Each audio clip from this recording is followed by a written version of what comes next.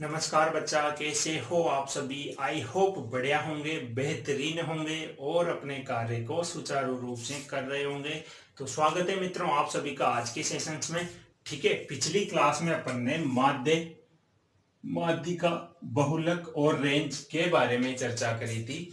आज अपन उससे आगे के सेशन को कंटिन्यू करेंगे। माध्य मैंने बता दिया, जिसने नहीं देखा इससे पिछला वीडियो देखिए, इस सेशन का पहला वीडियो देखें आप इस चैप्टर का सांख्यिकी का, जिसमें मैंने 4 चीजों के बारे में चर्चा करी थी। आज बाकी की 4 चीजें जो एग्जाम में कभी कभी अक्सर पूछी जाती है, लेकिन आपको पता होना चाहिए कि ये होता क्या है। तो देखो, माध्य विचलन क्या होता है। देखो, इसमें एक वर्ड जो आपको दिख रहा है विचलन, इसका मतलब है कि जो माध्य है उससे दिया गया डेटा कितना वेरी कर रहा है, कितना डेविएशन कर रहा है, कितना उससे आगे पीछे। यहां पे साइन से कोई मतलब नहीं रहेगा। मैं क्या कहना चाहता हूं आप क्वेश्चन से समझिए। जैसे कोई डेटा आपको दिया 6, 7, 8, 5, 5, 4, 6, 8 और 6। ठीक है, अब देखो ये डेटा आपको दिया है, तो माध्य विचलन अगर आपसे पूछे क्वेश्चंस में तो कैसे निकालना है। या तो वो आपसे पूछेगा कि माध्यिका के सापेक्ष माध्य विचलन बताइए।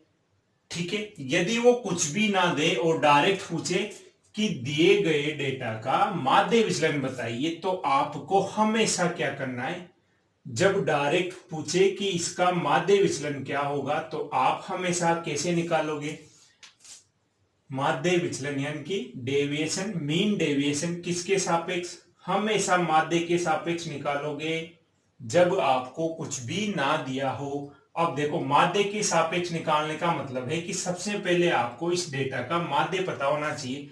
तो देखो, इस डेटा का माध्य निकालना मैंने बताया था। माध्य क्या होता है, आंकड़ों का योग बटे संख्या। तो इन सबको जोड़ दो, 6 और 7। अब देखो जोड़ोगे कैसे, 6 कितनी बार आया है, 1, 2, 3, यानी कि 6 तिया 18। फिर देखो 7 कितनी बार आया है, एक बार, तो 7 को लिख दिया, प्लस जो एक बार आया उसको डायरेक्ट जोड़ लो, 7 और 4 कितने हो गए, 11। तो इसको भी हटा दो, 7 को हटा दो, 4 को हटा दो। 8 कितनी बार आया है, 2 बार, 2 अट्ठे 16,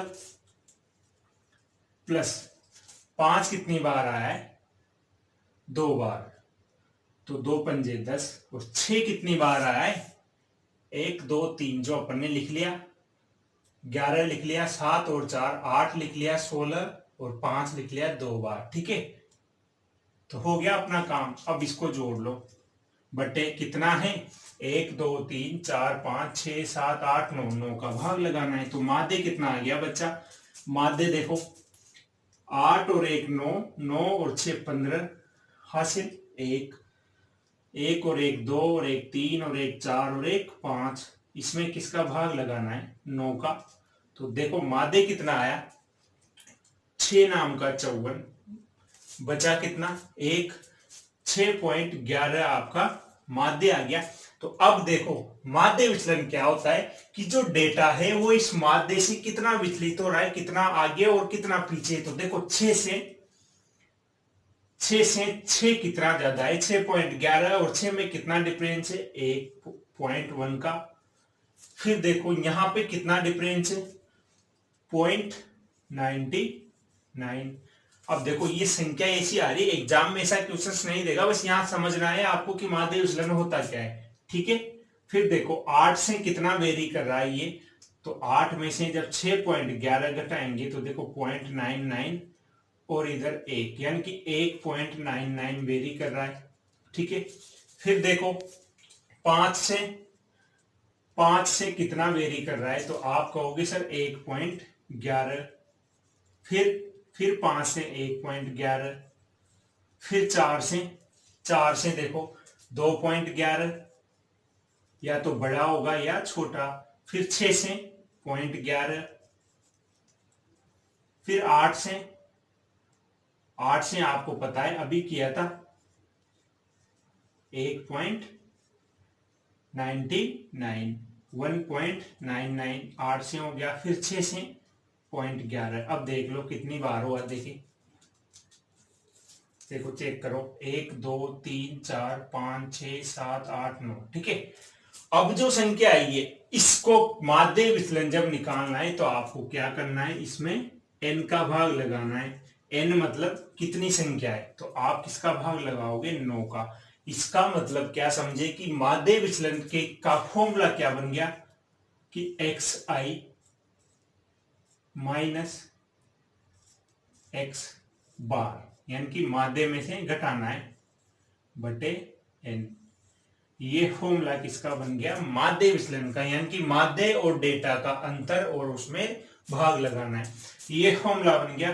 तो अब इसको कैलकुलेट आप कर लेना, जो भी आएगा वो माध्य विचलन निकल जाएगा, ठीक है। ये जोड़ के इन सबको जोड़ना है आपको। अब क्या करना है, ये सारा डेटा जोड़ना है आपको, ठीक है। तो ये सारा डेटा जोड़ना है, इसका मतलब आप समझ गए होंगे। इन सबको क्या करना है बच्चा, सबको ऐड करना है इनको, ठीक है। ये सब जुड़ेंगे और फिर इसमें संख्या का भाग लग जाएगा, कितनी बार ये संख्या है, 9 संख्या है, उसका भाग लगा दो तो आपका माध्य विचलन निकल जाएगा। तो इस तरह से आप माध्य विचलन निकालोगे। फिर बात करते हैं अपन प्रसरण या विचरण या वेरिएंस। अब वेरिएंस क्या होगा, ये जो माध्य विचलन निकाला है तो देखो 6 नंबर पे आता है अपना विचरण।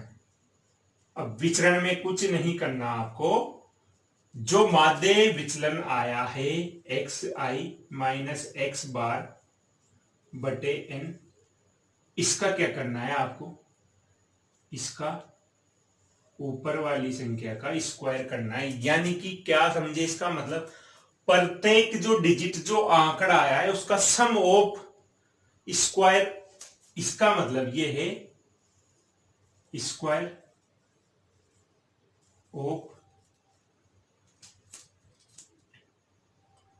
डिजिट बटे n। यानी कि जो प्रत्येक अंक है इन सबका स्क्वायर करके जोड़ना है, सम ऑफ स्क्वायर ऑफ डिजिट। यानी कि जो प्रत्येक अंक आया है, यानी कि जो ये किया है ना आपने, इन सबका स्क्वायर करना है और उसको जोड़ना है, फिर n का भाग लगाना है, तो निकल जाएगा आपका विचरण या प्रसरण। यहां तक किसी को कोई दिक्कत, यदि दिक्कत हो, नहीं आए समझ में, तो आप कमेंट करके बताना, मैं नेक्स्ट टाइम फिर बताऊंगा विचलन गुणांक क्या होता है लास्ट। लेकिन उससे पहले बात करें मानक विचलन, सबसे इंपॉर्टेंट और एग्जाम में अधिकतर यह पूछा जाता है, मानक विचलन। मानक विचलन क्या होगा, ये जो विचरण आपने निकाला है xi माइनस x बार का होल स्क्वायर बटे n, ये तो क्या निकलेगा, विचरण या प्रसरण।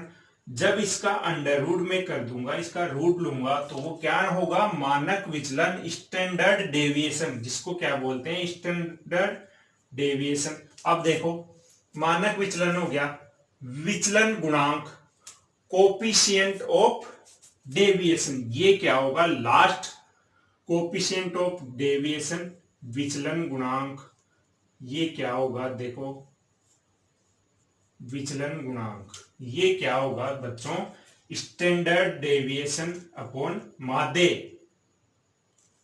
इंटू 100।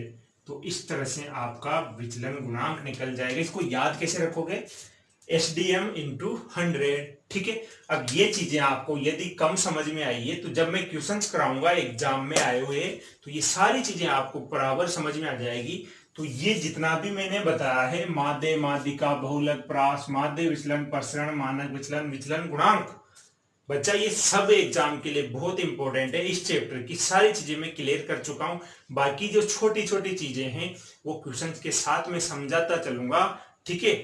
तो मिलते हैं अगले वीडियो में। आप इसको अच्छे से समझना, वीडियो को 1-2 बार देखना, आपको सारी चीजें समझ में आ जाएगी, ठीक है बच्चा।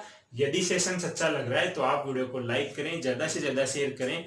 मिलेंगे अगले वीडियो में क्वेश्चंस के साथ और कॉन्सेप्ट के साथ और प्रैक्टिस क्वेश्चंस के साथ, ठीक है बच्चा। धन्यवाद, बेस्ट ऑफ लक।